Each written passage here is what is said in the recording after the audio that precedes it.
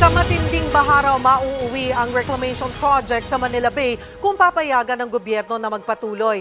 At ngayon ngang ipinag-utos na ni Pangulong Marcos na ihinto ang operasyon, may mga negosyante na raw na lumapit at pilit nakikiusap sa Pangulo. Nasa frontline ng balitang yan, si Camille Samonte.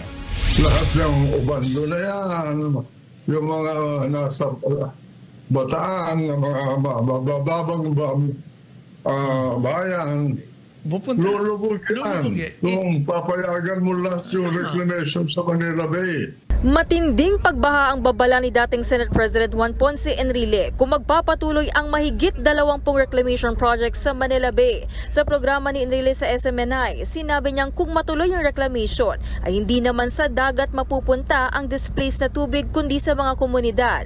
Bagay na nakikita rin daw ni Pangulong Bongbong Marcos Jr. kaya ipinatigil nito ang mga operasyon.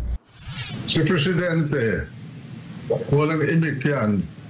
Pero tinigil niya lahat ang reclamation sa Manila Bay. Pag nag-reclaim ka ng lupa sa Manila Bay, para kang naglagay ng malaking bundok doon sa tubig. At yung tubig aapaw. Saan pupunta yun? Maraming negosyante nga raw ang nakikiusap sa Pangulo na payagan na silang ituloy ang reclamation. Halos lumuhod sa Presidente dahil malaki ang utang sa bangko. Pinagbigyan ng Presidente, yung natapos mo, okay na.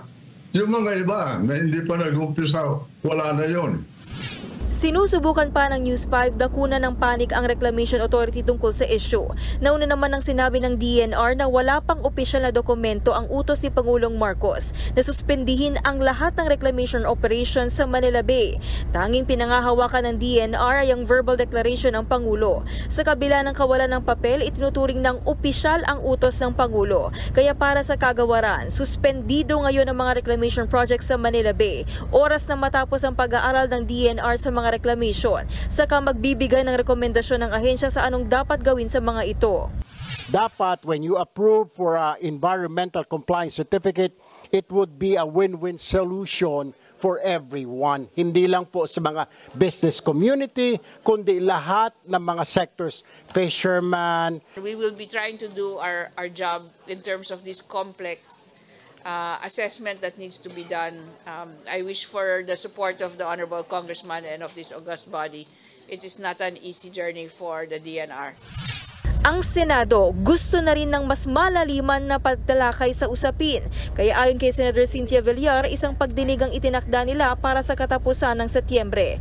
Nagbabalita mula sa Frontline, Camille Samonte, News 5.